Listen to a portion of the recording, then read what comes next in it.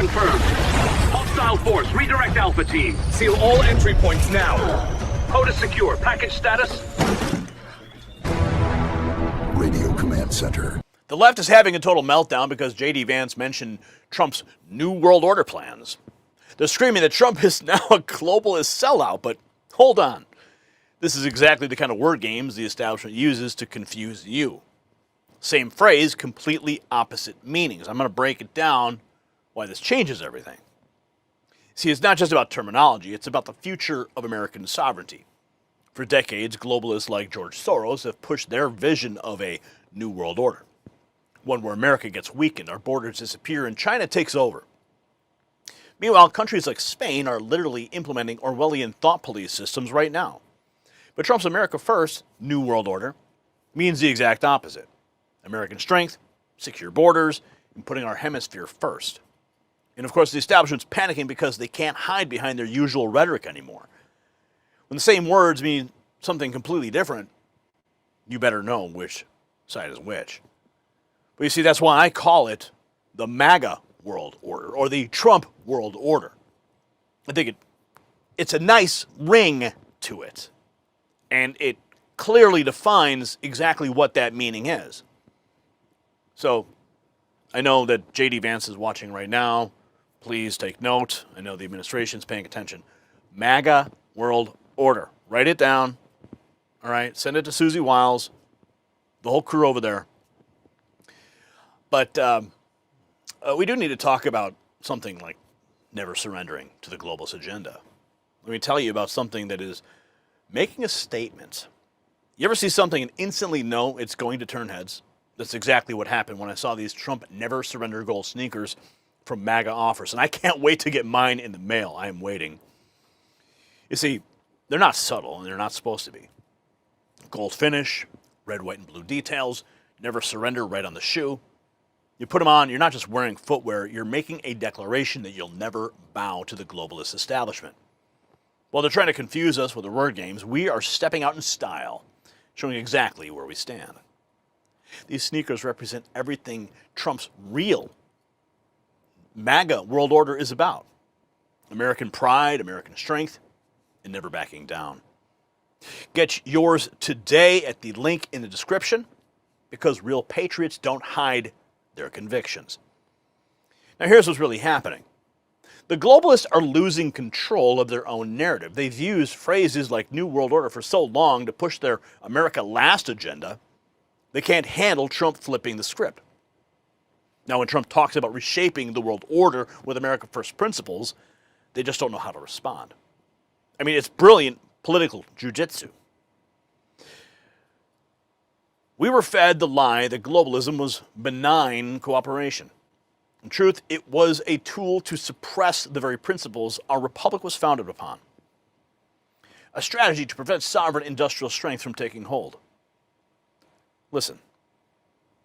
Historian who spent decades in the liberal worldview. I've come to see how much of what I accepted as truth was carefully constructive narrative, especially around globalism. We were told it was progressive, interconnected prosperity, an inevitable march of liberal democratic globalism. That made sense to me. But the reality I've uncovered is far darker. A persistent imperial system rooted in British strategies from the 1900s that has manipulated nations, including our own, to prevent sovereign industrial strength to take hold. Take what's happening right now in Minneapolis. What the media frames as organic outrage over immigration enforcement, communities clashing with authoritarian ICE agents, is actually a textbook color revolution tactic brought home to American soil. Vice President J.D. Vance calls it out plainly. Engineered chaos, unique to Minneapolis, driven by far-left agitators coordinating with local authorities. Look at the key figures. Rachel Sayre, the city's emergency management director. She openly compares the situation to conflict zones she has worked in: Yemen, Haiti, Syria, Iraq. Those aren't random places. They're sites of repeated regime change operations. So why escalate now? Because President Trump's new 2026 national defense strategy just slammed the door on 80 years of US-backed regime change abroad. It's big. No more democracy promotion, no more color revolutions overseas, no more using American power to enforce a post-war global order that keeps nations in perpetual conflict for imperial control. The strategy shifts focus: defend the homeland first, protect the Western Hemisphere, reviving Monroe Doctrine principles. Deter China through strength, not endless confrontation.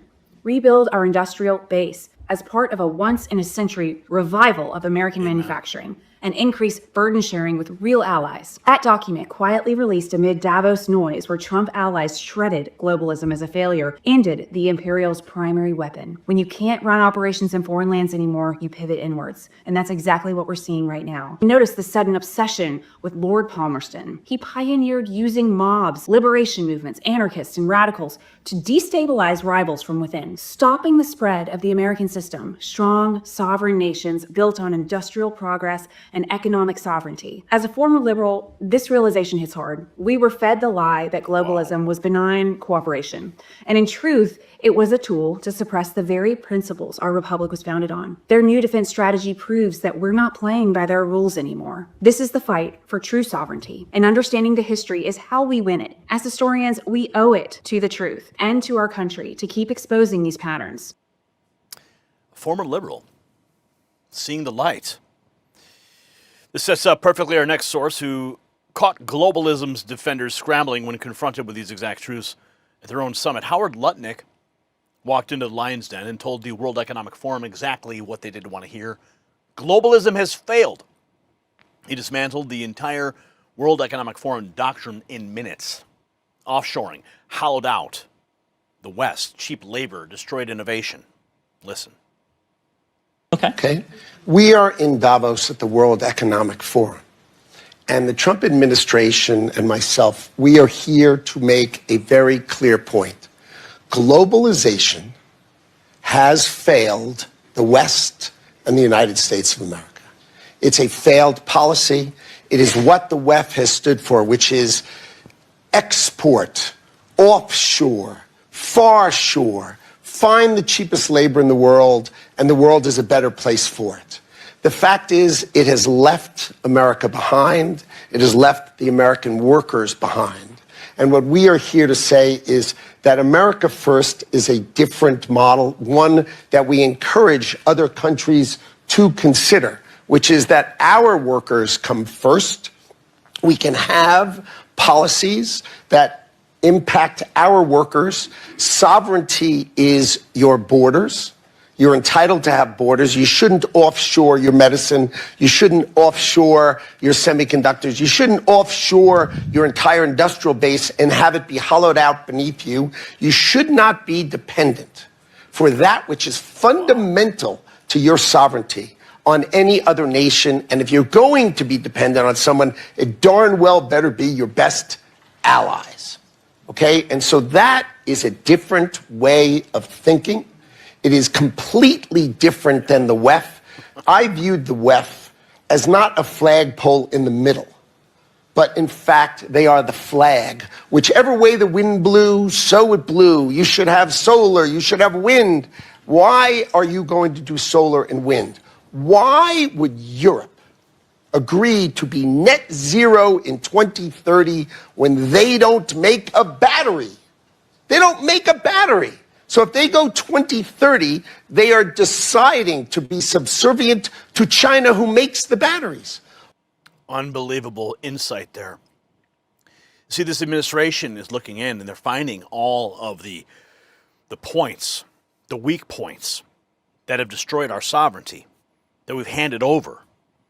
Howard Lutnick just laid it out right there in front of all of those globalists. And I love it. I love it. I'm here for it, man. This is exactly what I voted for. Now, here is the bombshell moment at Davos, sparking calls for a complete overhaul of American leadership priorities. It's time for the anti-American leadership to step down. If you aren't willing to put Americans first, you don't deserve a seat at America's table. We need America First leaders. It's time to put America First leadership back into office. One of the biggest issues in America is we have leaders that do not care about Americans. They care more about illegal immigrants over their own constituents. They care more about their health care. They care more about their welfare. They care more about their housing, and they care more about their success, more about their businesses, and more about their futures than they do their own Americans. And it really starts with these governors of all of these different states. You have Gavin Newsom, you have Tim Walz, you have people like Polis who have prioritized everyone else except for the Americans at which they serve. And what has that got us? How has that benefited us? Well, it hasn't benefited us at all. As a matter of fact, we have lost federal funding. We have lost safety. There's been violence that have been committed by these individuals that come to other countries and they've been let out of prison right away. A matter of fact, a lot of them don't even face prison time. They go to jail and they are released immediately because they do not have a status. What has putting these people in power done for us? Do you realize that a governor is the highest position? It has the most powerful influence in a state. Do you realize that? There is no governor out there that manages less than $4 billion. And if you look at Governor Tim Walz, if you look at Gavin Newsom, if you look at Polis, you realize that these people, over their time of serving, have managed trillions of dollars. Now, let me ask you one thing. Where has that money gone? Because all three of these individuals have a budget deficit. They've lost the money. They've lost your hardworking tax dollars. And what do? They open the floodgates for everyone to come in, and they take care of everyone except their own Americans. This is the problem in America, is that we have leaders that do not care about Americans, and this is what needs to be fixed. We need to have people that come in and say, you know what?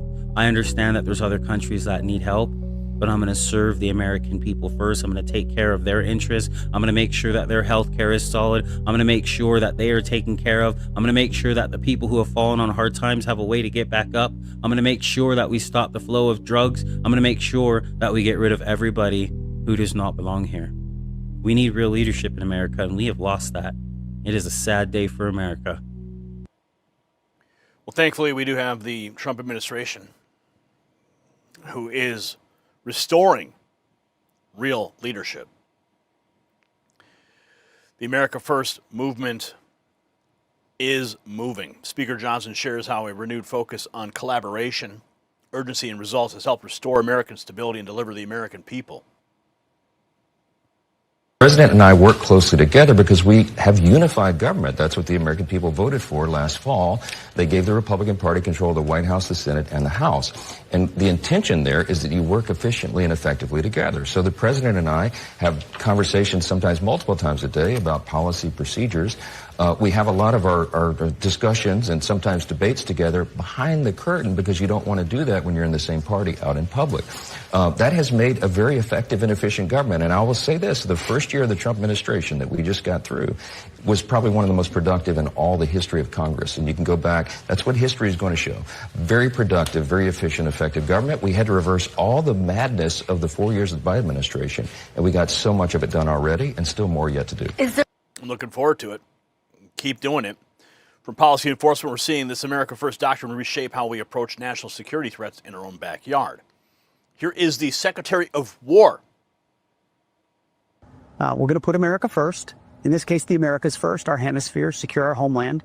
But we're not going to sit back and watch the American people be threatened. We're not going to sit back and watch the American people be poisoned, watch people be trafficked, watch violent gangs exist inside our country. That's why you're seeing mass deportations. That's why you're seeing criminality being locked down. That's why our borders locked down. This is an extension of that. This is an understanding of exactly how America should project power. We've projected power for a long time in far-flung places that had a nebulous connection to our own security in the homeland. We're securing the homeland. Hell yeah. But not everyone's buying into this America First approach. Critics are pushing back hard on these hemispheric security moves. The Trump administration's approach, this is from Foreign Affairs. This is, of course, the Council on Foreign Relations publication. The Trump administration's approach to the Western Hemisphere should prioritize diplomatic engagement and regional capacity building rather than open-ended U.S. military operations. That's Reed Smith argues that point. Of course, the Council on Foreign Relations is part of the globalist cabal. While critics debate diplomatic nuance, other nations are doubling down on the very globalist control systems Trump's team is dismantling. Spain going full 1984. New World Order rearing its ugly head. Next week, my government will implement the following actions. First, we will change the law in Spain to hold platform executives legally accountable for many infringements taking place on their sites. This means that CEOs of these techno platforms will face criminal liability for failing to remove illegal or hateful content. So I guess Elon Musk is not going to be allowed to go to Spain. Wow. We governments need to stop turning a blind eye to the toxic content shared under their watch. Second, we will turn algorithmic manipulation and amplification of illegal content into a new criminal offense. Disinformation doesn't appear by itself. It is created, promoted, and spread by certain actors. We will go after them as well as after the platforms whose algorithms amplify the disinformation for profit. No more hiding behind code. No more pretending that technology is neutral. Third, we will implement a hate and polarization footprint, a system to track, quantify, and expose how digital platforms fuel division and amplified hate. For too long, hate has been treated as invisible and untraceable. But we will change that, developing a tool that will provide the basis for undertaking future penalties. Because spreading hate must come at a cost. A legal cost, of course, a financial cost, and a moral cost that platforms can no longer afford to ignore. Fourth, Spain will ban access to social media for minors under the age of 16. Platforms will be required to implement effective age verification systems, not just Okay, so Spain going full Orwell. No such thing as the First Amendment there. Clash report, the Spanish Prime Minister Pedro Sanchez. Starting next week, my government will implement the following actions. First, we'll change the law in Spain to hold platform executives legally accountable for many infringements taking place. We'll turn algorithmic manipulation and amplification of illegal content as a new criminal offense. Yeah, that's terrifying. It makes you wonder, how they're arresting people in the UK for Facebook posts. I guess that's going to start happening in Spain now. What happens when you land, you go on vacation and you may have posted something that, may infringe upon the law of Spain or the UK. And they have this record, this database of it now. Does that mean Americans are going to get snatched up at airports because we have free speech? But, the British lords don't like what we posted? Or the Spaniards are offended? I mean, what is this world coming to? This is where it gets interesting. Supporters are reframing the entire New World Order narrative to distinguish Trump's vision from the globalist version. You see, again, guys, Sherry Unfiltered, listen. It's called the MAGA World Order. Let's get it straight here. And guys, when you're posting online, refer to it as the MAGA World Order. Let's just get it out there. I mean, I can only shout so much into this microphone, into this camera, on this channel. We got to make it real. Okay? Hold the fire, she says. This is a play on words, so let's chill and talk context. When globalists say New World Order, they mean open borders, endless wars, and power flowing away from the American people. When Trump says it, he's talking about an America first, world strong. Same words, opposite agendas. Globalist New World Order, America last. America first, New World Order, America first. This historical context from 2009 proves the stark differences between managed American decline versus Trump's promised American resurgence. In 2009, George Soros told World Economic Forum young global leader Chrystia Freeland about the need to create a new world order owned by China, insisting that a managed decline of the U.S. dollar was not only necessary but actually desirable. What sort of a financial deal should Obama be seeking to strike when he travels to China next month? No, I think this would be the time, because you really need to bring China into the creation of a new world order. financial world order.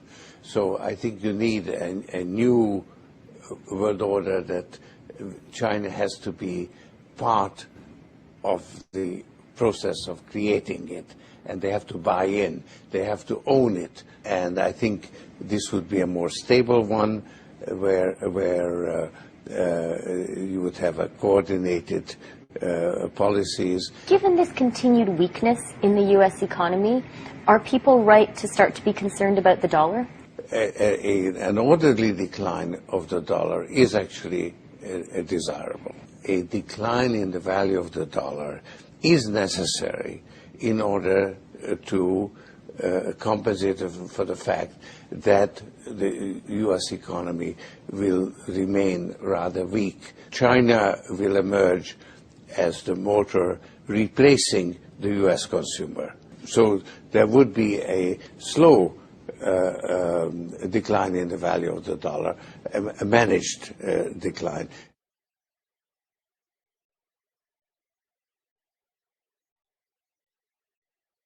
You heard it from the horse's mouth right there. And here's the kicker. Even Trump's vice president openly embracing the New World Order terminology, signaling this is not campaign rhetoric. J.D. Vance has now officially stated that Trump's plan is to bring in the New World Order. Yeah. And there's a real question about whether there's a massive shift happening now in terms of world alliances long term. Well, it's definitely, I think, a new world order. I think the president has sought to it. There's a new world order in trade. There's a new world order in globalization and the way that we invest in our economy versus, foreign supply chains. There's a new world order, and the president is willing to shake up some old alliance structures. I mean, NATO, I think, is much different because of the president's leadership than it was 10 years ago. It was sort of coasting. It was effectively a protectorate of the United States of America. Obviously, you saw what happened in Venezuela. So, yeah, the president is putting a stamp on world history, but fundamentally in an America First way. In an America First way. MAGA world order, folks. This is the moment when everything becomes crystal clear. The establishment isn't mad about the phrase New World Order. They're terrified that Trump is actually going to deliver one that puts America first. Their version meant managed decline and Chinese dominance.